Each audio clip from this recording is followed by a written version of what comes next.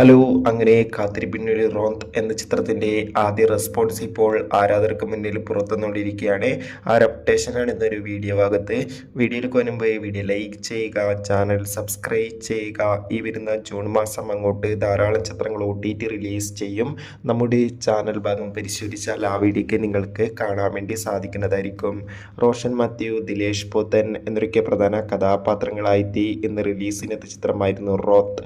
എല്ലാ സിനിമാ പ്രേമികളും ഒരേപോലെയായിരുന്നു ചിത്രത്തിൻ്റെ റിലീസിനായി കാത്തിരുന്നത്.